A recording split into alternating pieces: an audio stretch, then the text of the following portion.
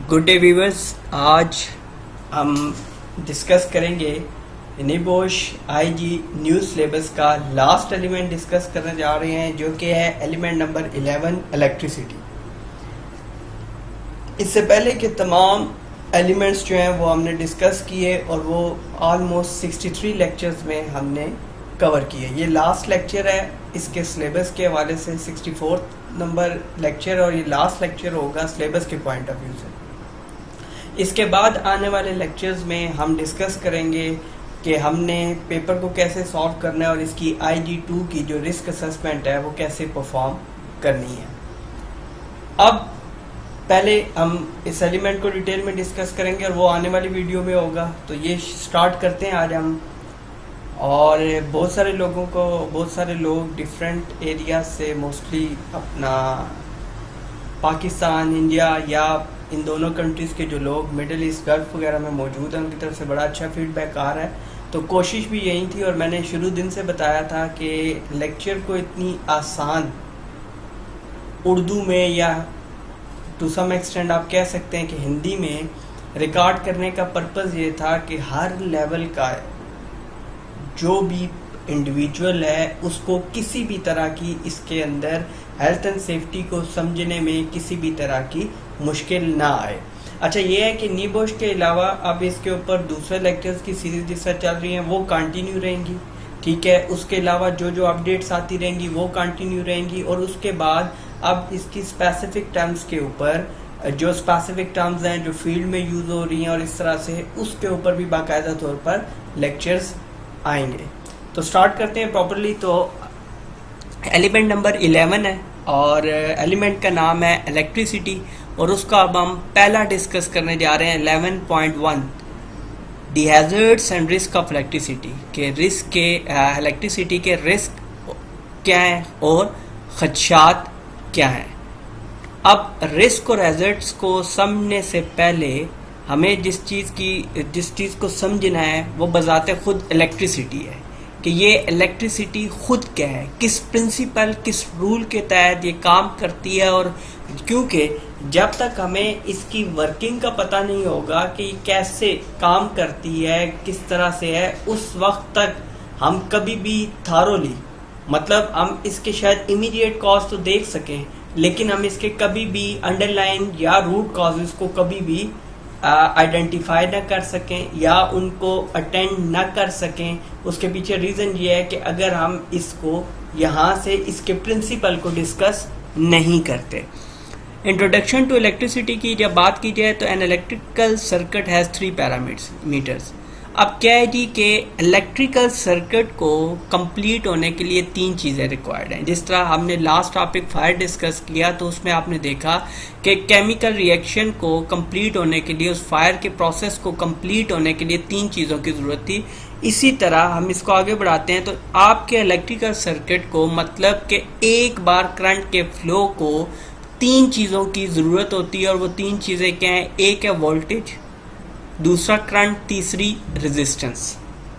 अब वोल्टेज क्या है? Or potential difference measure in volts basically, और उसके बाद आता है current, or rate of flow measured in ampere. अब जो वोल्टेज है बेसिकली ये इलेक्ट्रिसिटी का जो है प्रेशर है, ठीक हो गया। वोल्ट जो होंगे ये आपका उसके ऊपर प्रेशर आएगा, जबकि करंट जो है ये इसका फ्लो ऑफ इलेक्ट्रॉन्स है, जिस स्पीड से ये आपकी, जिस भाव से, जिस स्पीड से ये आपकी सर्किट के अंदर मूव कर रही है।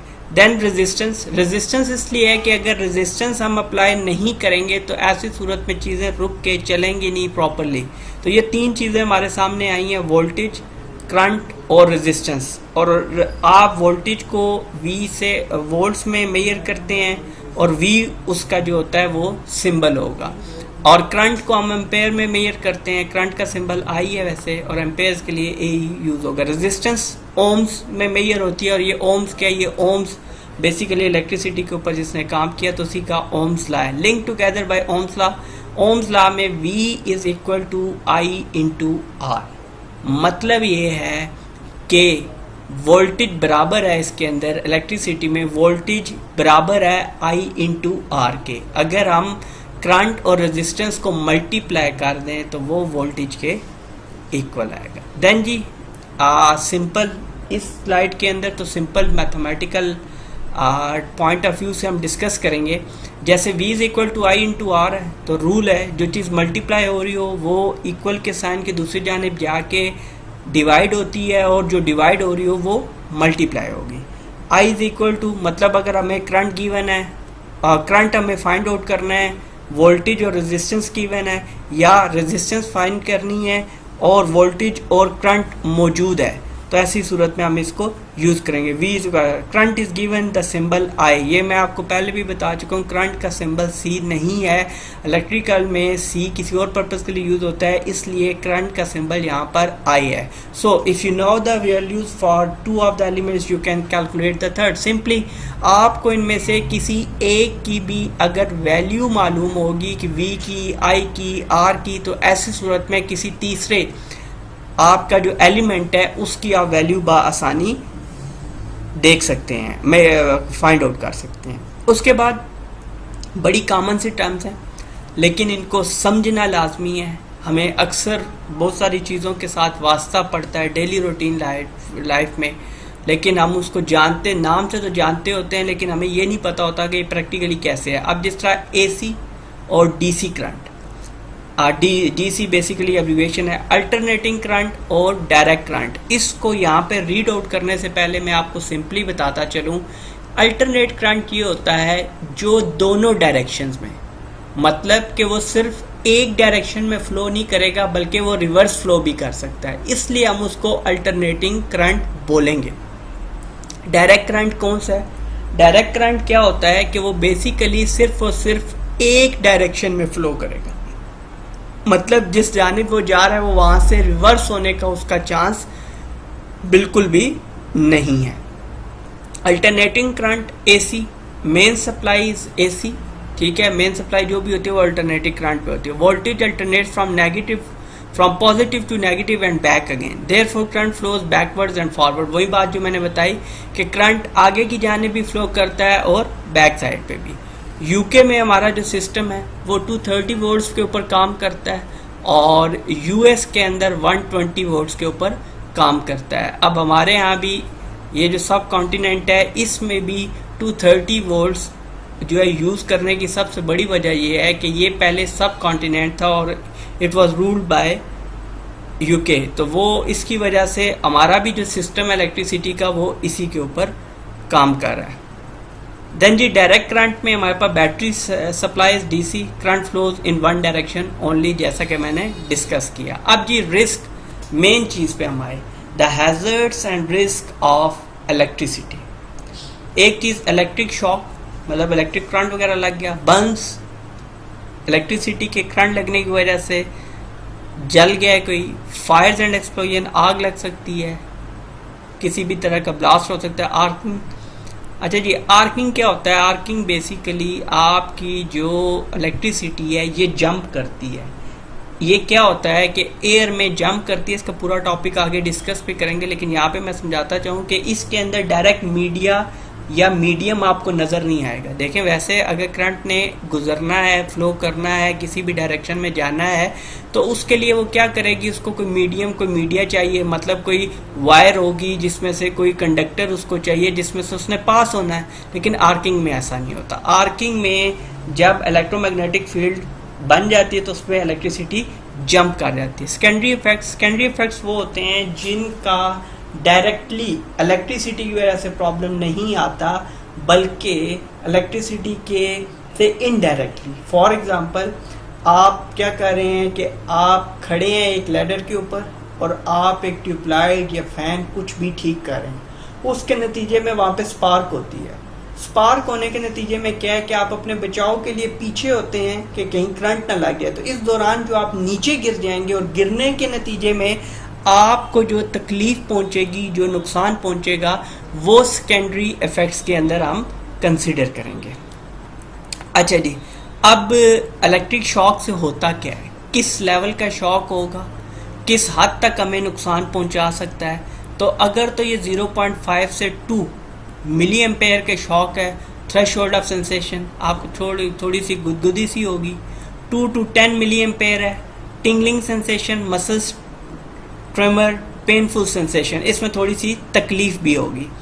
10 to 60 मिली एम्पेयर का अगर होता है muscles contraction, inability to let go, inability to breathe, ये जब 10 to 60 मिली एम्पेयर पे जाता है तो ये मसल को कंट्रैक्ट करता है, आपको फिर छोड़ेगा नहीं, ठीक है। ये करंट, ये इलेक्ट्रिसिटी आपको तब छोड़ेगी नहीं और आपके अंदर जो सांस लेने की सलाहियत है वो आपकी जाती रहेगी, जिसके नतीजे में डेथ भी हो सकती है। और सबसे स्वेयर क्या है, 60 एंड अबव मिली एम्पेयर अगर बॉडी में से गुजर जाता है देन हमें क्या फेस करना पड़ेगा, वेंट्रिकुलर फिब्रिलेशन, कार्डियक अरेस्ट, मतलब ये आपकी वेंट्रीज वॉल्व वगैरह ये बंद होने, कार्डियक अरेस्ट, दिल के ऊपर extreme muscles contraction, Burns eight contact points and deep tissues. और जिस जगह से आपका टकराव होगा आपने अक्सर लोग देखे होंगे, और ये कोई अपना यूजुअल नहीं बल्कि यूजुअल सी बात है, अमूमी तौर पर आपने काफ़ी सारे लोग अपनी लाइफ में देखे होंगे कि जिनका कोई ना कोई पार्ट जो है वो डैमेज हुआ होता है। जब उनसे पूछा जाता है तो उसमें मालूम पड़ता है कि उनको किसी भी स्टेज पे ज़िंदगी की लाइफ की कभी भी करंट लगा था, जिसके नतीजे में उनका वो बॉडी पार्ट जो है वो रिमूव हो गया या वो बॉडी पार्ट डिसेबल हो गया। तो ये हमारे पास डिफरेंट मिली एम्पेयर्स का करंट है जो हमारी बॉडी में से जब फ्लो कर जाता है, मतलब हमें करंट लगता है, तो इस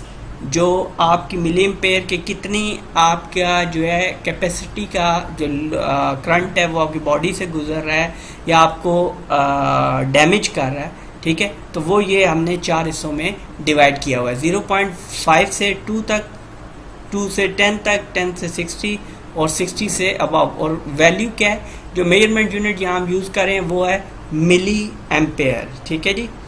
अच्छा जी, अब severity of shock is influenced by, अब जो शॉक है वो इन्फ्लुएंस किससे होता है, उसकी शिद्दत क्या होगी, वो कौन से अनासर हैं जिनसे हम ये देख सकते हैं कि इसकी शिद्दत क्या है, कितनी शिद्दत का शॉक का हमें सामना करना पड़ सकता है। Voltage, higher the voltage greater the current. Voltage क्या है, बेसिकली प्रेशर ऑफ इलेक्ट्रिसिटी है। तो अंडरस्टूड हुआ कि जितनी वोल्टेज हाई होगी उतना आपका करंट जो है वो ज़्यादा होगा। ड्यूरेशन की अगर आप बात करें, एक्सपोजर टाइम, ठीक है, एक्सपोजर टाइम में क्या है कि आपका कितनी देर, अब अगर आपका इलेक्ट्रिसिटी के साथ इंटरेक्शन ज़्यादा देर रहा है तो आपको ज़्यादा नुकसान पहुंचाएंगे, अगर वही इंटरेक्शन आपका कम रहा है तो आपको नुकसान कम पहुंचेगा। उसके बाद बड़ा जी इंपॉर्टेंट पाथ है current path, route through the body, कि बॉडी में आपकी इलेक्ट्रिसिटी दाखिल कैसे हुई है। फॉर एग्जांपल अब कुछ ऐसे हैं बाय हैंड हुई तो वो इतना शायद नुकसानदेह ना हो, लेकिन बनिस्बत इसके अगर किसी भी तरह आपके पास आपके जो है वो गुजर गई, बाजू से गुजर गई, टांग में से गुजर गई, तो ऐसी सूरत में इतना नुकसानदेह नहीं है। जबकि आपके दिमाग में से या आपके हार्ट में से कार्डियक अरेस्ट हो गया या नर्वस सिस्टम ब्रेकडाउन हो गया तो वहाँ पे सडन डेथ है। तो ये भी इम्पॉर्टेंट होता है कि आपको इलेक्ट्रिसिटी ने किस जगह से आपकी बॉडी के अंदर वो दाखिल हुई है। उसके बाद ये आता है resistance, skin condition, clothing etcetera, understood है। अब जिस तरह से रेजिस्टेंस कितनी है, अब फॉर एग्जांपल अगर आपने फुटवेयर पहने हुए हैं, ठीक है, और वो ड्राई हैं तो रेजिस्टेंस ज़्यादा मिलेगी। इसकी दूसरी जानिब अगर आपके फुटवेयर गीले हैं या आप नंगे पैर हैं, बेर आप चल रहे हैं, तो उस सूरत में क्या होगा कि आपको करंट लगने के चांसेस ज़्यादा हैं, ठीक है। उसके बाद कॉन्टैक्ट सरफेस एरिया, मोर स्किन कॉन्टैक्ट मोर स्वेयर इंजरी, ठीक है, जितना कॉन्टैक्ट होगा उतनी इंजरी ज़्यादा होगी। Environmental factors, metal surfaces, humidity, हाँ मेटल सर्फेसिस होंगी तो वो आराम से करंट को जो है ना कंडक्टर बन जाएंगी और आराम से उसको पास होंगे। ह्यूमिडिटी, नमी तो सख्त नुकसानदेह है, ठीक है, क्योंकि नमी जब भी होगी तो वो हमारे लिए प्रॉब्लम क्रिएट कर सकती है। क्लॉथिंग एंड फुटवेयर, जिससे मैं ऊपर डिस्कस कर चुका हूँ, affects resistance and blocks, reduces current flow. Frequency, AC more harmful than DC at same shock current. अच्छा, ये आप थोड़ा सा कॉन्सेप्ट आपने समझना है। अल्टरनेटिव, कुछ लोग कहते हैं जी DC मोटर या DC करंट बहुत ज़्यादा नुकसान पहुंचाता है, लेकिन आपने यहाँ पे इसको इस तरह से समझना है फ्रीक्वेंसी के पॉइंट ऑफ व्यू से कि जो अल्टरनेटिंग करंट होता है वो ज़्यादा नुकसानदेह है। उसकी रीज़न क्या है? देखें जो डायरेक्ट करंट है उसने एक ही तरफ फ्लो करना है और निकल जाना है, जबकि अल्टरनेट करंट के अंदर ये उसका फीचर है कि वो रिवर्स भी हो सकता है। ठीक है, तो इसलिए जो अल्टरनेट करंट है इसको ज़्यादा हार्मफुल समझा जाता है बनिस्बत आपके डायरेक्ट करंट के। इलेक्ट्रिकल बर्न्स क्या हैं जी? Direct electrical burns, current flowing through the body, entry and exit points, internal tissue Burns.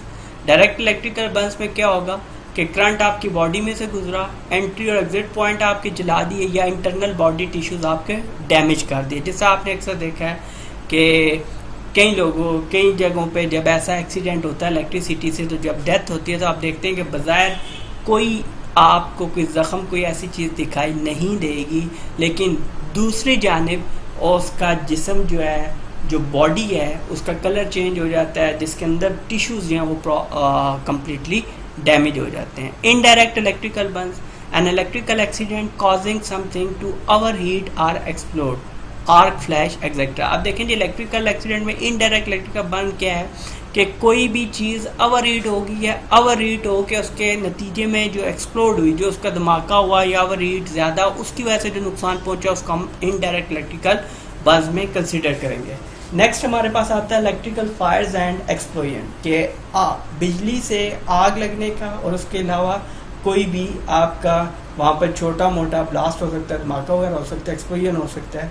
तो कॉजेज क्या हैं? Number 1, faulty electrical equipment overheated, कि जो आपकी इलेक्ट्रिकल इक्विपमेंट है फॉल्टी है वो ओवरहीट करेगी, इस वजह से आग भड़क सकती है। ओवरलोडेड सिस्टम, कि एक चीज़ की कैपेसिटी इतनी नहीं थी जितना उसके ऊपर लोड अप्लाई कर दिया।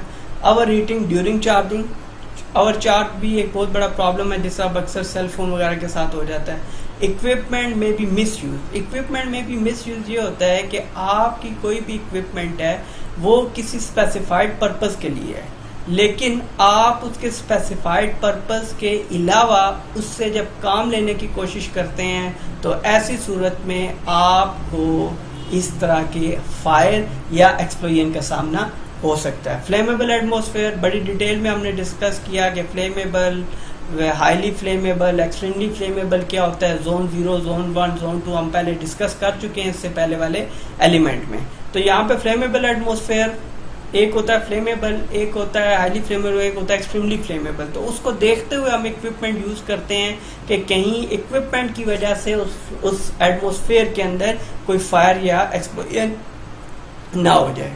With wrong type of equipment accidentally created, जैसा मैंने आपको बताया। इलेक्ट्रिकल इक्विपमेंट प्रोड्यूसिंग हीट और spark in normal use understood है। आप अक्सर अगर कभी आप और करें कि आप नॉर्मली लाइट भी स्विच ऑन ऑफ करें तो उससे हल्की सी स्पार्क लाजमी निकलती है, और बहुत सारी आपकी एक्सटेंशन लीड्स जो यूज़ हो रही होती हैं उनके अंदर ये बहुत ज़्यादा प्रॉब्लम होता है। तो वो स्पार्क कई दफ़ा हाईली फ्लेमेबल या एक्सट्रीमली फ्लेमेबल एटमॉस्फेयर के अंदर इनफ होती है कि वो फायर या एक्सप्लोजन का सबब बने। Poor internal electrical connections, poor electrical internal connections क्या होते हैं कि बेसिकली आपकी जो वायरिंग है, जो आपकी किसी, अगर आप कंस्ट्रक्शन में है तो उसके अंदर इंटरनल वायरिंग या किसी इक्विपमेंट को यूज करें तो उस इक्विपमेंट की इंटरनल वायरिंग जो है वो पुअर होने की वजह से भी आग भड़क सकती है और वहां पर कोई भी एक्सप्लोजन वगैरह हो सकता है। उसके बाद static electricity, build up of potential difference volts between surfaces caused by friction, static electricity। ठीक है जी, ये नॉर्मली करंट की तरह फ्लो नहीं करेगी बल्कि ये आपकी सरफेस से फ्रिक्शन के नतीजे में चिंगारियों या इस तरह की सूरत में निकलती है। caused by friction surface become charged, देखें ना सरफेस आपकी क्या होती है, चार्ज हो जाती है। जब आप कोई भी चीज़ बड़ी, सबसे कॉमन एग्जांपल बहुत सारे लोगों ने देखी भी होगी, वो ये होता है कि जब आपका आयरन बार, जिसको आप सरिया बोलते हैं, ये जब इसकी ट्रांसपोर्टेशन हो रही होती है या आप इसको ट्रांसपोर्टेशन के दौरान होता क्या है कि इसकी हैंडलिंग के दौरान, ट्रांसपोर्टेशन के दौरान कई दफ़ा पीछे से वो नीचे लटक रहा होता है, जिसके नतीजे में उसका जो है इंटरेक्शन होता है आपकी रोड के साथ। तो रोड के साथ जब वो आपका सरफेस के साथ होता है तो वहाँ पे क्या होता है कि सरफेस चार्ज हो जाती है, जिसके नतीजे में वहाँ पर अक्सर चिंगारी वगैरह निकल आती है। Static shock, very short duration, static spark बहुत कम टाइम के लिए होता है।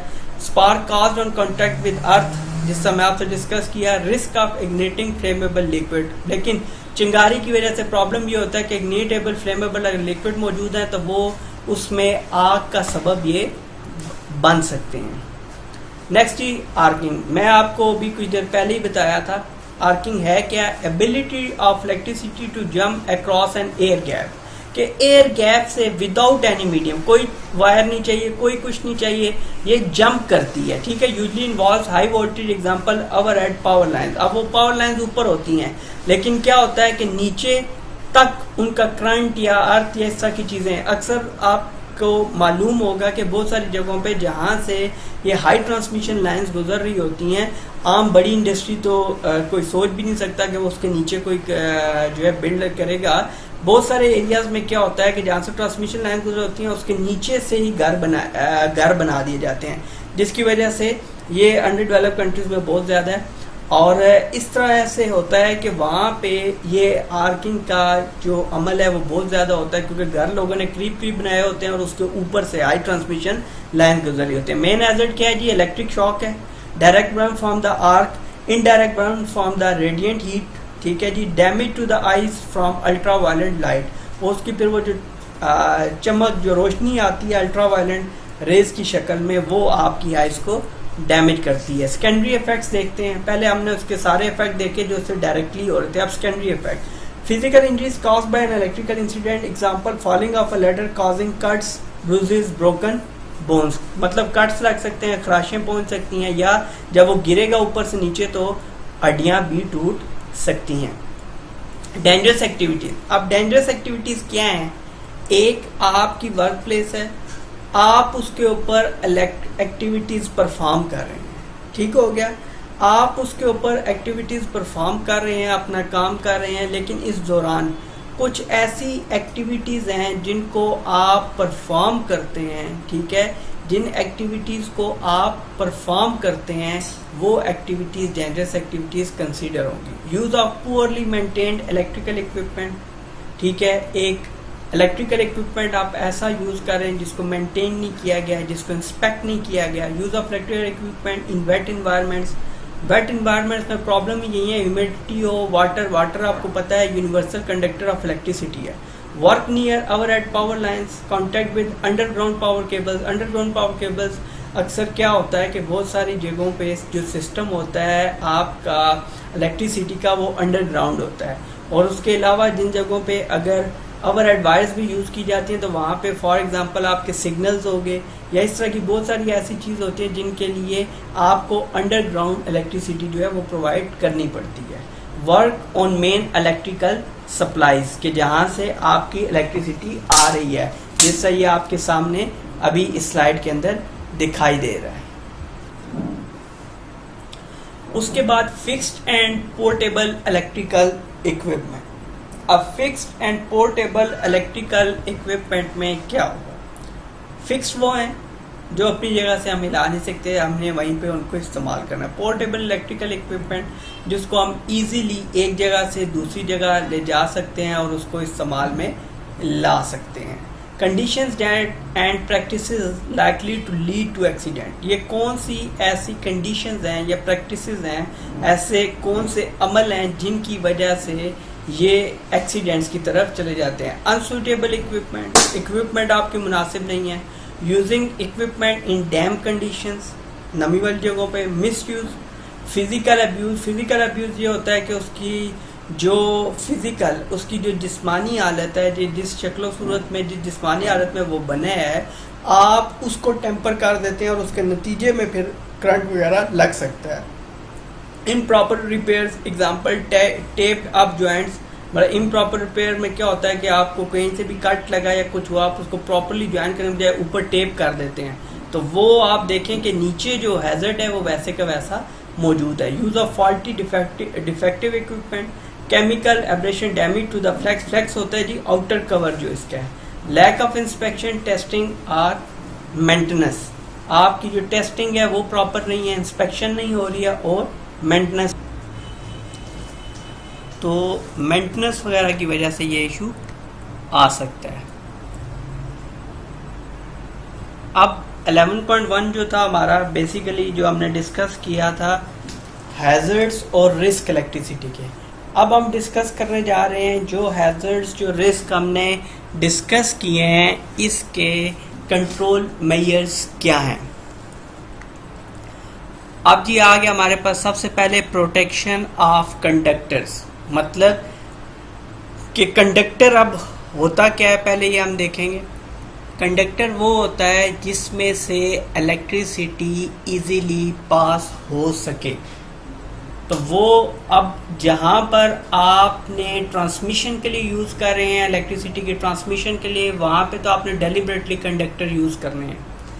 कई दफ़ा तो जब वहाँ पे वो कंडक्टर यूज़ होंगे तो आपने मेक श्योर करना है कि ये कंडक्टर्स जो हैं ये सिक्योर हों, ये शील्डेड हों, ये सिक्योर हों और इस तरह का कोई भी प्रॉब्लम उसके अंदर ना आए। कैसे देखते हैं हम इसको। Insulated to prevent contact with live conductors, cable coverings unbroken, equipment casing intact, inspect to ensure protection is in place, ensure electrical panels are locked. तो हम ये तमाम चीज़ें इसमें देखेंगे कि केबल कवरिंग अनब्रोकन ना हो, equipment casing properly tie up होनी चाहिए उसके साथ, inspect to ensure protection is in place. और इंस्पेक्शन फिर अब कब कब करनी है वो एक हमने पूरा टॉपिक डिस्कस किया हुआ है कि इंस्पेक्शन कब कब करनी है, जिसमें हमने फ्रीक्वेंसी देखनी हो तो डेली, वीकली, मंथली, 6 मंथली और annually. Ensure electrical panels are locked, ये तो अंडरस्टूड है कि वो लॉक्ड होने चाहिए ताकि अनऑथोराइज जो उसके साथ इंटरेक्शन है उसको रोका जा सके। Strength and capability of equipment, कि आपकी इक्विपमेंट की स्ट्रेंथ क्या है या कैपेबिलिटी क्या है। मतलब ये है कि एक इक्विपमेंट जो आप इस्तेमाल कर रहे हैं उसके अंदर कितनी सख्त है, कितनी बर्दाश्त है, और उसके अलावा कि वो कितनी उसके अंदर एबिलिटी मौजूद है कि वो किस लेवल तक के टास्क को बआसानी परफॉर्म कर सकती है। Electrical equipment must be carefully selected to ensure that it is suitable for the electrical system that it will become a part of। ये आप देखेंगे कि ये इलेक्ट्रिकल सिस्टम जो जिसका पार्ट बनना है, जिसके साथ हमने चलना है, वो कैसे उसके साथ कैसे काम करेगी। Task that it will perform, काम जो ये करेगी। Environment in which it will be used, और वो कौन सा इन्वायरमेंट होगा जिसमें हम इसको इस्तेमाल करेंगे। No electrical equipment should be put into use where its electrical strength and capability may be exceeded। तो कोई भी इलेक्ट्रिकल इक्विपमेंट, ठीक है, जो हमारे पास जो है ऐसी इलेक्ट्रिकल इक्विपमेंट जो हमने इस्तेमाल में लानी है, उसको हमने कभी भी उस इस्तेमाल में नहीं लाना जो उसकी स्ट्रेंथ को, जो उसकी कैपेबिलिटी को एक्सीड करे, उससे बढ़ावा दे, उससे ज़्यादा हो। तो अंडरस्टूड क्या होगा, वो ओवरलोड होगी। ओवरलोड के नतीजे में वहाँ पे आग लगने का खदशा या एक्सप्लोजन का अंदेशा मौजूद रहेगा। Next he strength and capability of equipment depend करती है। लाजमी नहीं कि एक प्रोडक्ट जो है वो आप कहें जी इस तरह से है, तो उसमें कुछ फैक्टर्स होते हैं कि एक ही आपकी इलेक्ट्रिकल इक्विपमेंट कैसे दो different situations, conditions, work places पे कैसे वो डिफर कर जाती है। मतलब उसकी स्ट्रेंथ, कैपेबिलिटी बेहतर या बुरी क्यों हो जाती है। तो उसके लिए कुछ चीज़ें हैं जो हम कंसिडर करते हैं। मतलब वेदर, फॉर एग्जाम्पल, अब वेदर बारिश हो रही है तो अंडरस्टूड है water is a universal conductor of electricity. तो ऐसी सूरत हाल में क्या होगा, वहाँ पे आपको इलेक्ट्रिक शॉक अंडरस्टूड है होगा। ठीक है जी। Natural hazards, example grounding by rats. Natural hazards भी हो सकते कुदरती, इवन ये ग्राउंडिंग बाय रैट्स मतलब कि उसको चूहे वगैरह कुतर दें, ठीक है, वो अब किसी ने डेलिबरेटली तो नहीं किया। Extremes of temperature and pressure, ये बहुत ज़्यादा ख़तरनाक है। इसी वजह से आप देखते हैं कि गर्मियों में ज़्यादातर चीज़ें या आपके ट्रांसफार्मर उड़ जाते हैं, ट्रिप कर जाते हैं, या फ्यूज डिवाइसेस वगैरह। Dirty conditions, corrosive conditions, liquids and vapors, flammable substances, foreseeable mechanical damage। Flammable substances पहले डिस्कस कर चुके हैं, जिनको आग या शोला जल्दी पकड़ेगा। फोर्सिबल मैकेनिकल डैमेज क्या होता है कि आपको नज़र आ रहा है कि इससे मैकेनिकल डैमेज हो गया है, जिसकी वजह से आपके इलेक्ट्रिकल इक्विपमेंट प्रॉपरली परफॉर्म करने से कासिर है। देन जी प्रोटेक्टिव सिस्टम्स एंड डिवाइसेस, कि अब इन सारी चीज़ों को महफूज करने के लिए हम या बचाव करने के लिए इन इलेक्ट्रिकल रिस्क और हैजर्ड से हम कौन से सिस्टम या डिवाइसेस इस्तेमाल कर सकते हैं। तो पहले नंबर पे fuses and miniature circuit breakers, जिनको MCBs भी बोला जाता है, ठीक है जी। उसके बाद अर्थिंग का अमल है, जो एक्स्ट्रा जो आपकी इलेक्ट्रिसिटी होती है उसको ग्राउंड कर दिया जाता है, ज़मीन के अंदर भिजवा दिया जाता है। उसके बाद isolation of supply, double insulation.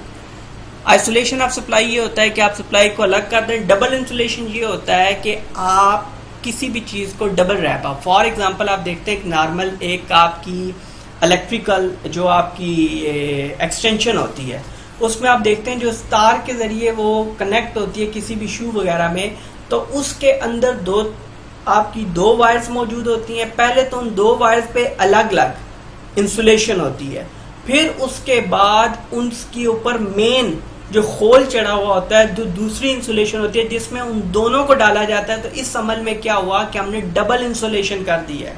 Residual current devices RCDs आगे डिस्कस करते हैं जी। Reduced and low voltage system, अब हम इसमें पहले डिस्कस करते हैं fuses and miniature circuit breakers. Fuses and miniature circuit breakers, इनको हम MCBs भी बोलते हैं जी। फ्यूजेस क्या है? Prevents current overload. ये जब ओवरलोड होता है ये अपनी जान पे ले लेते हैं, खुद उड़ जाते हैं, लेकिन आगे जो है आपका जो करंट है उसको नहीं फैलने देते कि जिसके नतीजे में कोई हादसा हो सके, आग या एक्सप्लोजन वगैरह। An current protection device, weak link in a circuit overheats and melts if the current exceeds the fuse rating, ठीक है जी। Design to protect equipment not people, अब ये याद रखना है आपने। अब ये नहीं कि आप कहें जी हमने फ्यूज लगा दिया है, अब फ्यूज लग गया तो खत्म, भाई पीपल को, लोगों को वो नहीं करेगा। अब कोई बंदा जाके शू के साथ छेड़खानी कर रहा है, डेलिबरेटली कर रहा है, या इक्विपमेंट का यूज ही प्रॉपर नहीं कर रहा, वहां पे कुछ होता है तो वो फ्यूज क्या कर सकता है। तो बेसिकली ये आपके सिस्टम को स्टेबल रखने के लिए लाजिम है। इसके बाद जी इसके एडवांटेजेस और डिसएडवांटेजेस क्या क्या हो सकते हैं, तो वो एडवांटेजेस डिसएडवांटेजेस हर चीज़ के मौजूद हैं। और इनको बेहतर ये है कि एडवांटेजेस और डिसएडवांटेजेस की आप क्या करेंगे, आप लोगों को ज़्यादातर को से मुराद ये कि बहुत सारे लोगों को ईमेल हो चुकी हैं बुक्स, ठीक है। बाकी जिसको चाहिए वो इसी वीडियो के कमेंट में लिखे, व्हाट्सअप करते या ईमेल करके वो बुक्स मंगवा सकता है। तो वो आपने पूरा, क्योंकि कुछ काम आपके भी करने के हैं, ऐसा नहीं है कि मैं डिलीवर करता जाऊं। तो उसका ये जो है रिवार्ड क्या है, मेरा रिवार्ड बेसिकली ये है कि आप चीज़ों को गेन करके उनको मुझ तक पहुंचाएं कि आपने क्या गेन किया, आपकी अंडरस्टैंडिंग क्या डेवलप हुई है। तो इसलिए आपने बुक से कंसल्ट करके, बुक से पढ़ के, उसके बाद इनके ये जितने भी fuses and miniature circuit breakers हो गए, और भी चीज़ें हैं, इनके एडवांटेजेस और डिसएडवांटेजेस को आप एक पूरी असाइनमेंट बनाएंगे और वो मेरे साथ आप शेयर करेंगे। शेयर करने के लिए व्हाट्सएप और ईमेल मौजूद है। फ्यूजेस के बाद आता है जी miniature circuit breakers, MCBs। Miniature circuit breakers में आता है सिमिलर टू फ्यूज है जी, सिर्फ उसकी लेटेस्ट फॉर्म है, थोड़ा सा ऑर्गेनाइज शक्ल में है। Prevents current overload and over current protection device, overload को जो है ना फ्यूज की तरह इंगेज कर लेती है, और जो आगे है आगे उसका जो है ना ओवरलोड वगैरह नहीं जाता, जिसकी वजह से वायरिंग या कोई अप्लायंसेस वगैरह आपकी नहीं चलती। इलेक्ट्रोमैकेनिकल डिवाइस है। ट्रिप्स अ स्विच होता है जी, ट्रिप कर जाता है। और कई दफ़ा फ्यूज़ में तो ये होता है कि फ्यूज़ आपको चेंज करना पड़ता है, लेकिन इसमें ऐसा होता है कि आप कई दफ़ा ये स्विच ऑफ हो जाएगा, आपने ऑन करना और काम शुरू। Can be reset. Tamper proof ये होता है कि इसको इतनी आसानी से कोई आप डैमेज नहीं पहुंचा सकते। Design to protect equipment not people, same है। और एडवांटेजेस और डिसएडवांटेजेस का मैं आप लोगों को गाइड ऑलरेडी कर चुका हूँ। बड़ा जी इंपॉर्टेंट अगली चीज़ आ गई है जिसको हम बोलते हैं अर्थिंग। अर्थिंग क्या करता है? इन event of a fault provides a safe path through earth. इसमें क्या होता है कि अक्सर आप देखते हैं पोल के साथ एक तार नीचे जमीन में जा रहा होता है, तो उसमें क्या होता है कि नीचे एक प्लेट होती है स्टील की, जो एक्स्ट्रा फ्लो या फॉल्ट की सूरत में जितना भी आपका करंट होता है उसको जमीन की जानिब धकेल देती है। Outer metal casing connecting to earth via wire. Electric should be minor और इसका इलेक्ट्रिक शॉक कम होता है, इतनी ज़्यादा हाई वोल्टेज का नहीं होगा। आइसोलेशन ऑफ सप्लाई मैं बार बार नहीं कहूँगा, एडवांटेजेस और डिसएडवांटेजेस बुक से डिस्कस करके उनके असाइनमेंट बना के आपने मुझे भिजवानी है। लाजमी नहीं कि आप बुक्स वाले लिखें, बल्कि उसके अलग से भी लिख के आप भिजवाएंगे। Removal of electrical power from a circuit or system, isolation होता है अलग करना, ठीक है, जुदा करना। तो switch isolator or removing the plug आप रिमूव कर दें। Circuit dead and safe to work on, ये सर्किट डेड का मतलब ये सर्किट डेड सर्किट लाइव ये होता है कि जब इलेक्ट्रिसिटी गुजर रही है तो उसको हम लाइव कंसिडर करेंगे। जब आपकी इलेक्ट्रिसिटी नहीं गुजर रही, रुकी है, तब हम उसको डेड कंसिडर करेंगे। And safe to work on, physically secured by lock, log out, tag out system, should be clearly labelled, circuit should be tested. ठीक हो गया जी।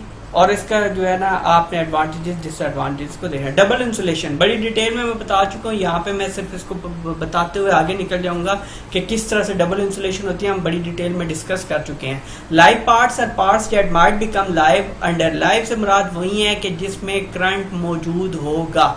Live under fault conditions can not be easily touch, often achieve by having 2 layers of insulation, ठीक है जी, पहली अंदर और एक बाहर, between live conductors and any external metal surfaces or external surfaces are non-conducting plastic called class 2 equipment, no need for earth protection। earth protection जरूरी नहीं होती है, ये वायर कहीं भी पड़ी है, डबल इंसुलेटेड है तो कोई प्रॉब्लम क्रिएट नहीं करेगी। आगे जी हमारे पास RCDs, रेजिडुअल करंट डिवाइसेस, ये करती क्या है? Specifically design to protect human life. इनका पर्पस क्या है कि ये ह्यूमन लाइफ को प्रोटेक्ट करेंगी। Constantly compare current in live and neutral, ठीक है, ये कंपेयर करती रहती है कि लाइव में कितना करंट आ रहा है और न्यूट्रल में कितना है। Sensitive to small current imbalance, example leak to earth, very sensitive 30 milliampere, very fast 40 milliampere, can be use. किस तरह इस्तेमाल करेंगे? As a part of a plug, ठीक हो गया, as stand alone device hard wired into distribution system. तो इसका मकसद ये होता है कि रेजुलर करंट डिवाइस क्या करती है कि वो ओवरफ्लो एक्स्ट्रा फ्लो को उसके अंदर, उस मीडियम के अंदर फेंकने की बजाय वो इस एक्स्ट्रा जो हमारे पास RCD होती है वो करंट को वहाँ पे फेंक देती है, जिसके नतीजे में करंट उस सिस्टम से कम निकल जाता है जिस सिस्टम से हमें किसी भी तरह का नुकसान पहुँच सकता है। ठीक है जी। नेक्स्ट हमारे पास आता है reduced and low voltage systems. अच्छा जी, अब आगे आ गया reduced and low voltage system के हम कोशिश ये करेंगे कि बजाय इसके कि हम हाई वोल्टेज सिस्टम्स को यूज़ करें तो पोर्टेबल। अब वो नॉर्मल में तो सिस्टम चेंज नहीं हो सकता, जो उसकी ट्रांसमिशन लाइंस हैं, जो मेन इलेक्ट्रिसिटी है वो तो हम कुछ नहीं कर सकते। लेकिन जब बात आती है इसके अंदर पोर्टेबल टूल्स की, तो वो आप उनके ऊपर पोर्टेबल इलेक्ट्रिकल इक्विपमेंट में आप क्या कर सकते हैं, इसको ड्रॉप डाउन करें। आप इसकी वोल्टेज को कम वोल्टेज वाली अप्लायंसेस जो हैं वो यूज़ करें। कैसे? As voltage is reduce so the shock current is reduced. UK voltage to 30 volt step down to 110 volt for portable tools. समझ गए बात को? और 50 वोल्ट्स इक्विपमेंट SELV। अच्छा जी, आगे ये डिस्कस करेंगे। ग्रुप एक्सरसाइज है, तो ग्रुप एक्सरसाइज बेसिकली आगे हम इस पे डिस्कस कर लेते हैं। अब क्या है कि वो कौन से फैक्टर्स हैं या वो कौन सी चीज़ें हैं जिनको हम देखते हुए ये देखते हैं कि हमारी reduced and low voltage system कैसा होगा।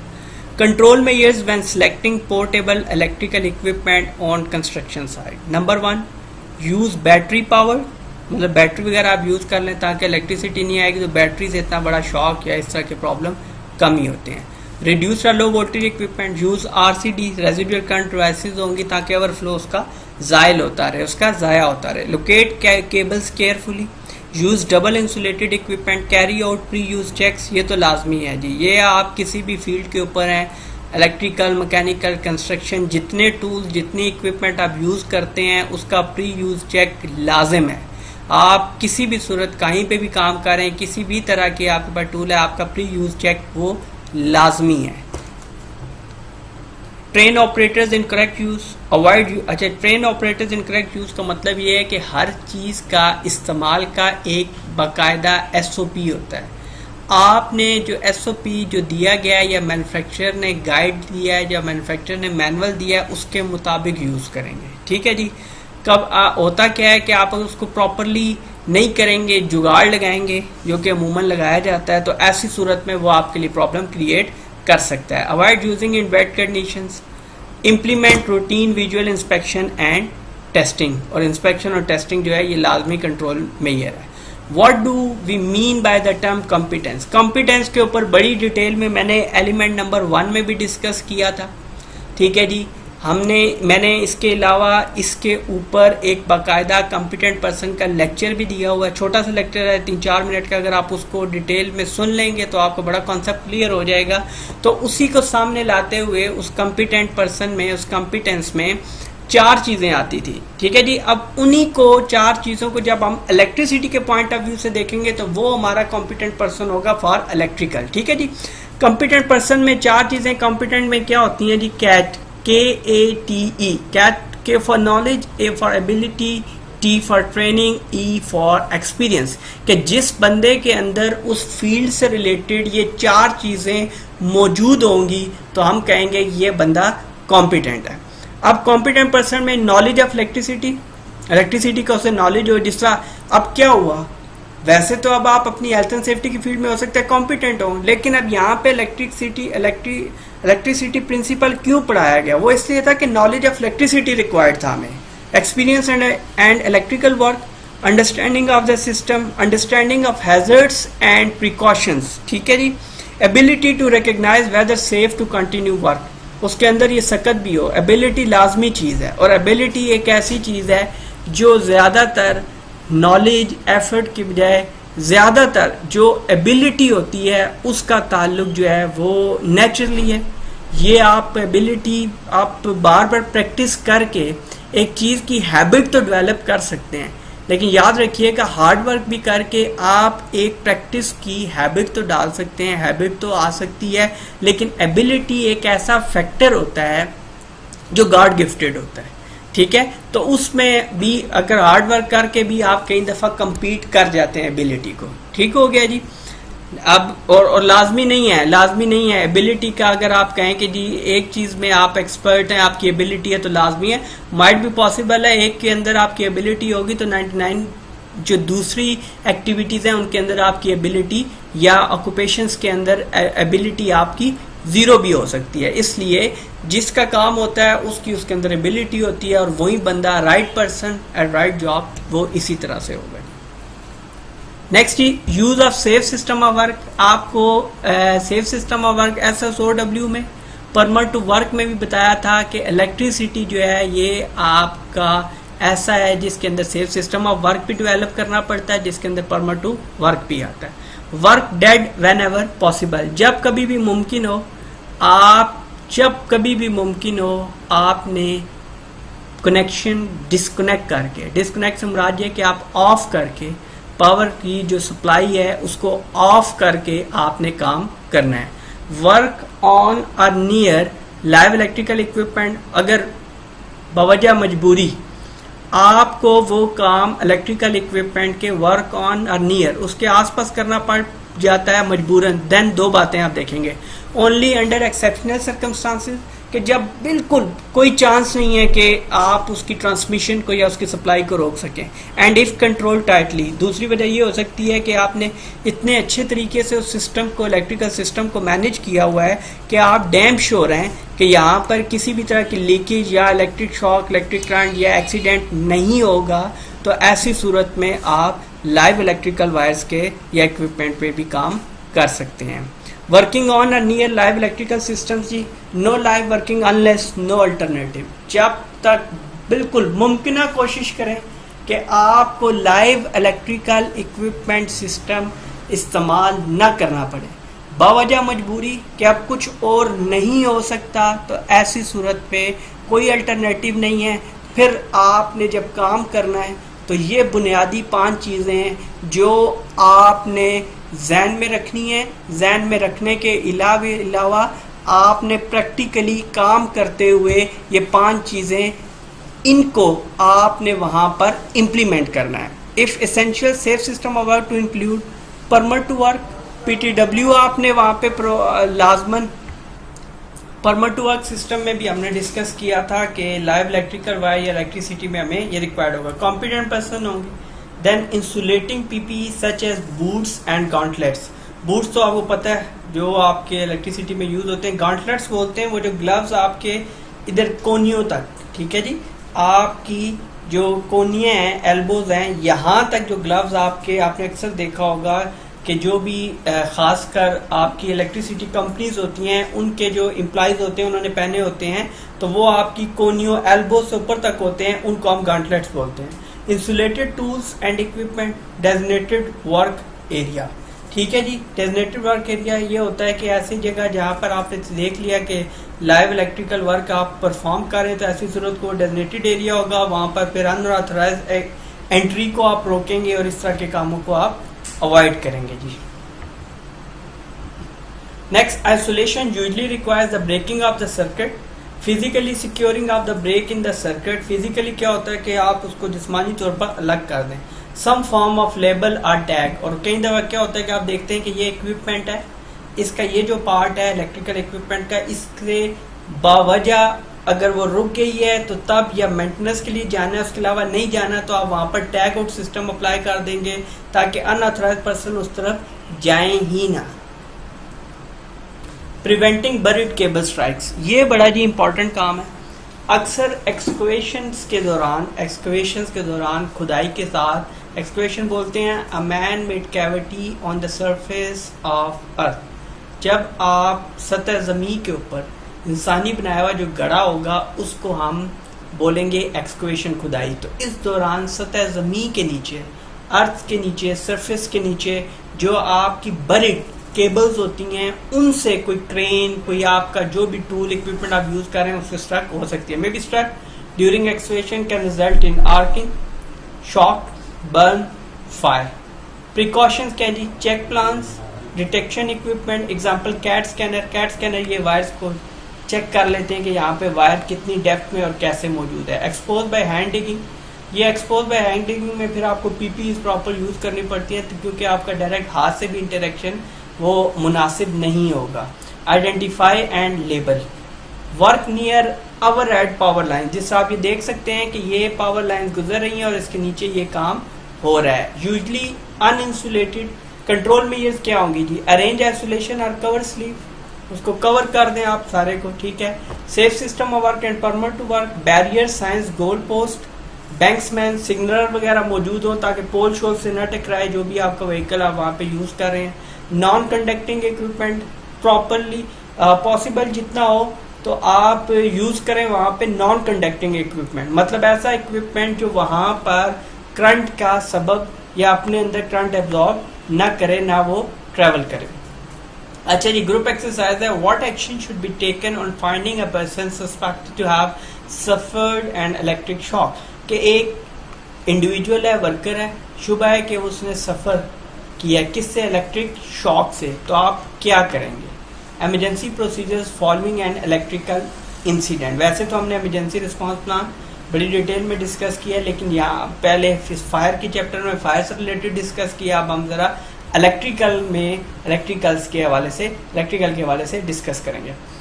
डोंट टच द कैजुअलिटी, आपने कैजुअलिटी को हाथ नहीं लगा।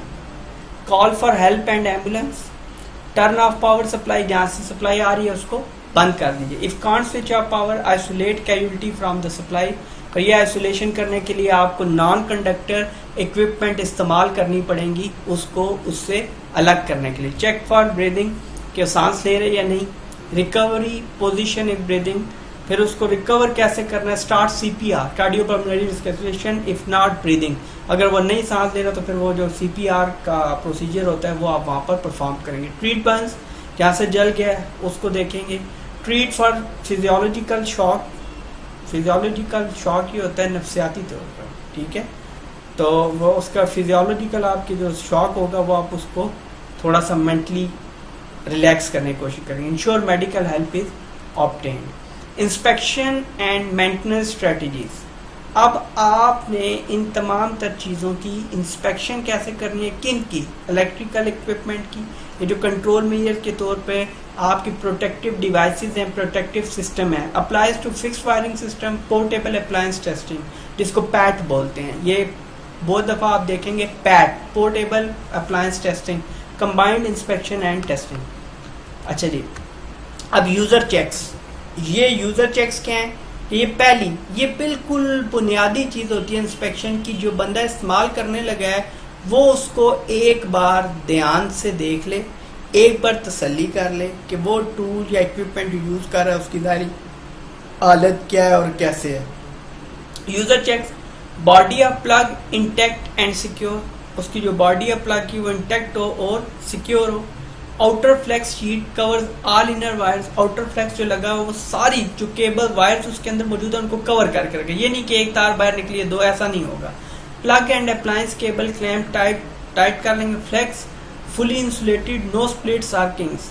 अच्छा, फ्लेक्स जो होगी उसका कवर होगा वो बिल्कुल इंसुलेटेड होना चाहिए, उसमें कोई स्प्लिट्स आर किंग्स नहीं होनी, कहीं पे भी उसकी चुटकी ना लगी हो, कहीं पे भी उसके कट ना लगे हो। Body of appliance intact, no damage to casing of equipment, no burns, scorch marks आप देख सकते हैं, ये इस तरह के मार्क्स उसके ऊपर आ जाते हैं। ये अब ये आपके जो है ना, ये इसके ऊपर मार्क्स वगैरह मौजूद हैं। नॉट सॉइल्ड आर वेट, मट्टी वगैरह ना लगी हो या वो गीला ना हो। गीला होना तो आपको पता ही है, water is a universal conductor of electricity, वो जिससे भी मिलता है फिर उसको कंडक्टर बना के ही छोड़ता है। फॉर्मल विजुअल इंस्पेक्शन, ठीक है जी, जो देख के user checks plus remove plug cover and check, देख लें जी, फ्यूज देख लें। Connections are secure, terminals are secure, terminals वो पॉइंट होते हैं जिनसे कनेक्ट किया जाता है, ठीक है जी। No signs of internal damage, competent person. अब ये विजुअल इंस्पेक्शन भी कॉम्पिटेंट पर्सन करेगा, ऐसा नहीं कल का आया आज अनाड़ी है आज ही वो खोल के बैठ जाए तो इंस्पेक्शन दूर की बात है, उससे दोबारा कवर ही अप्लाई ना हो रहा हो, ठीक है। Combined inspection and testing, combined inspection and testing में क्या होगा, विजुअल इंस्पेक्शन में फेल टू डिटेक्ट, अब क्या हो सकता है, डिटोरेशन ऑफ इंसुलेशन, इंसुलेशन कितनी खराब है, defective earth pathway, inspection and test when suspect equipment is defective, जब आपको शुआ हो गया है कि इक्विपमेंट अब नाकिस है, इसमें कोई नुक्स आ चुका है, ठीक है, आपने इंस्पेक्शन करना है, उसका टेस्ट करना है, टेस्ट के लिए प्रॉपर इसके टेस्टिंग मीटर्स होते हैं वो आप यूटिलाइज करेंगे। After repair modification eight appropriate intervals, competent person. Frequency of inspection and testing, frequency of is determined by, अब ये फ्रीक्वेंसी कब होनी चाहिए, डेली, वीकली, मंथली, कैसे होनी चाहिए, ये डिपेंड करता है इनके ऊपर। Legal standards and codes of practice, type of equipment whether or not it's handheld, manufacturer's recommendation, initial integrity and soundness of the equipment, ठीक है, वो कितनी साउंड है, इस काम को करने की सलाहियत कितनी है, एज ऑफ द इक्विपमेंट कितनी है, ज़्यादा पुरानी तो नहीं होगी, वर्किंग इन्वायरमेंट क्या है जिसमें ये यूज़ होगी, frequency and duration of use, forcible abuse of the equipment, forcible abuse of the equipment के इक्विपमेंट को मुमकिन है कि इस तरह से इस्तेमाल किया जाए जिससे ये ख़राब हो सकती है, तो ऐसी सूरत में उसको हम थोड़ा सा इंस्पेक्शन करते रहेंगे ताकि उसकी हालत बदतरीन ना हो। इफेक्ट्स ऑफ एनी मॉडिफिकेशंस और repair, analysis of previous maintenance record, वो हम इसलिए करेंगे ताकि हमें इस चीज़ का पता चलता रहे कि अगर लास्ट टाइम कोई इस तरह के प्रॉब्लम्स आ रहे थे तो अब वो बेहतर हुए हैं या वो बदतरीन हो रहे हैं, किस तरफ जा रहे हैं, और दूसरा हमने आखिरी बार कब इंस्पेक्शन परफॉर्म की। अब जी what are advantages and limitation of PAT, ये मैं डिस्कस नहीं करूँगा, एडवांटेजेस और लिमिटेशन। लिमिटेशन मैं आपको पहले बता चुका हूँ, यहाँ पे लिमिटेशन से मुराद डिसएडवांटेजेस या डीमेरिट्स है। अब क्वेश्चन आ जाता है कि what are the disadvantages of PAT, portable appliance testing. अब होता क्या है आपके माइंड में होता है यार या तो एडवांटेज पड़ी थी या लिमिटेशन पड़ी थी, ये अब डिसएडवांटेज कहाँ से आ गया। तो लिमिटेशन टेक्निकली डीमेरिट्स की तरफ ले जाती हैं, डिसएडवांटेजेस की तरफ ले जाती हैं, तो हम इस पॉइंट ऑफ व्यू से इसको देखेंगे। इसके बाद हाउ टू अटेम्प्ट नीबोश एग्ज़ाम, बहुत ही इंपॉर्टेंट लेक्चर आ रहा है, उसको आपने लाजमी जो है ना देख लेना है। उसमें पूरी मतलब एक तो ये है कि पहले तो कमांड वर्ड्स होते थे, अब वो ख़त्म हो गए हैं, तो अब टिपिकल जो हमारे यहाँ भी क्वेश्चंस में यूज़ होते हैं, what, why, explain, list, give, तो वो 5-6 हैं, उनको हम डिस्कस करेंगे। फिर मैं उनके साथ एक एक एग्जाम्पल के तौर पे क्वेश्चन जो निबोश में आए होंगे उनको भी आंसर करके बताऊंगा आपको कि आपने कैसे उसको करना है। लेकिन ये मैं छोड़ रहा हूँ जी, पैड के एडवांटेज लिमिटेशंस आपने डिस्कस करके एक असाइनमेंट बना के मुझे सेंड करनी है जी। अच्छा जी, इस एलिमेंट के अंदर हमने ये तमाम तर चीज़ें डिस्कस कर ली हैं कि इसके hazards and risk of electricity, उसके बाद उसके कंट्रोल मेजर क्या हैं। नेक्स्ट लेक्चर से अब इसके जो टेक्निकल रेगुलर लेक्चर हैं वो तो ख़त्म हो गए, लेकिन इसके ऊपर मुख्तलिफ टर्म्स हैं जिनके ऊपर लोग बार बार कह रहे हैं लेक्चर्स जो है वो अपलोड करने के लिए, वो होते रहेंगे। और सबसे बढ़ के इसकी एग्ज़ाम टेक्निक्स क्या हैं, क्यों लोग फेल हो रहे हैं, और रिपोर्ट कैसे बनेगी IG2 की, ये तीनों चीज़ों के ऊपर बड़ी डिटेल में लेक्चर आने वाले हैं। और होपफुली ये लेक्चर अपलोड होने के 2 से 3 दिन के अंदर वो लेक्चर्स भी अपलोड हो जाएंगे। और जितने लोगों ने ये पढ़ा मेरे साथ, मेरे से पढ़ा, इन लेक्चर्स को फॉलो किया, तो एक बात मैं क्लियर कट बता दूं कि मैंने शुरू में इसलिए बताना कुछ मुनासिब नहीं समझा, ताकि जब तक इंसान डिलीवर ना करे तब तक उसको ऐसे बात नहीं करनी चाहिए। तो उसमें होता क्या है कि ये जो मैं आपको इतनी डिटेल में बता रहा हूँ, इस तरह से बता रहा हूँ, ये करने का मकसद बेसिकली ये था कि हमारे यहाँ, मेरा ये नहीं है कि हर बंदा जिसने ये देख लिया या लेक्चर है वो आए मेरे पास ही रजिस्ट्रेशन करवाए या मुझसे कर, मेरा इससे कोई लेना देना नहीं है, ठीक है। मेरा सिर्फ और सिर्फ ये है कि आप किसी भी जगह से पढ़ें, ठीक है। एक बात और ज़हन नशीन कर लें, कोई भी ट्रेनर या टीचर कभी ये नहीं चाहेगा कि वो अपने स्टूडेंट्स को सेटिस्फाई ना करे या उन तक नॉलेज ना पहुंचाए, ठीक है। कैपेबिलिटी का, एबिलिटी का फ़र्क हो सकता है, वो मुझ में भी हो सकता है, वो किसी और में भी हो सकता है, ठीक है। हर ट्रेनर, हर टीचर अपनी तरफ से 100% देने की कोशिश करता है, ठीक हो गया। मेरी ये कोशिश ये है कि आप लोग जहाँ कहीं से भी पढ़ रहे हैं, जहाँ से भी आप एग्ज़ाम देना चाहते हैं, मुझे इससे कोई कंसर्न नहीं है। ये जो है इसका मेरा मेन मकसद ये था कि मैं आप लोगों को इस काबिल कर सकूं, ख़ासकर ये जो सब कॉन्टिनेंट के अंदर लोग हैं, इंडिया, पाकिस्तान में, और इनमें ज़्यादातर लोग जो गल्फ़ में काम कर रहे हैं, वो इस काबिल हो सकें कि वो एक आसान तरीके से इन निबोश को पढ़ सकें, इसको समझ सकें और इन लेक्चर से बाकायदा तौर पर मुस्तफ़ीद हों और ये उनके एग्ज़ाम को क्लियर करने का सबब बने, ठीक है जी। अगले बात जो करना चाहता हूँ वो ये था कि आप इस चैनल को सब्सक्राइब करें, सिर्फ निबोश तक बाकी नहीं है, बल्कि इसके बाद आने वाले लेक्चर्स में बहुत ज़्यादा इंपॉर्टेंट चीज़ें हैं कि जिनका आपका डेली लाइफ में बहुत ज़्यादा इंटरेक्शन है, ठीक है, फील्ड के ऊपर, ऑक्यूपेशन के ऊपर। तो मैं उम्मीद करता हूँ कि ये सीरीज़ आपको पूरे लेक्चर्स की जो है वो लाजमी पसंद आई होगी। मैंने अपनी तरफ से जो कुछ मैं जानता था वो मैंने अपना 100% दिया है। उम्मीद करता हूँ आप लोग भी एफर्ट करके सिर्फ एग्ज़ाम के पॉइंट ऑफ व्यू से नहीं, बल्कि इसके अंदर एक अच्छी अंडरस्टैंडिंग जो हेल्थ एंड सेफ्टी की फील्ड में डेवलप करने में कामयाब हो जाएंगे। बाकी लेक्चर्स की सीरीज़ जारी रहेंगी, बाकी इंफॉर्मेशनल हेल्थ एंड सेफ्टी के ऊपर, इंफॉर्मेशनल टॉपिक्स के ऊपर डिस्कशन जारी रहेगी। लेकिन निबोश के लेक्चर्स 64 लेक्चर्स हमने पूरा कोर्स कंप्लीट किया है। तो मैं आपसे इस हवाले से ये है कि ये हमारा आज का लास्ट लेक्चर था। उम्मीद करता हूँ आप लोगों को ये सीरीज़ पसंद आई होगी। तो बहुत जल्द किसी और लेक्चर में आपसे मुलाकात होती है, तब तक के लिए अल्लाह हाफ़िज़।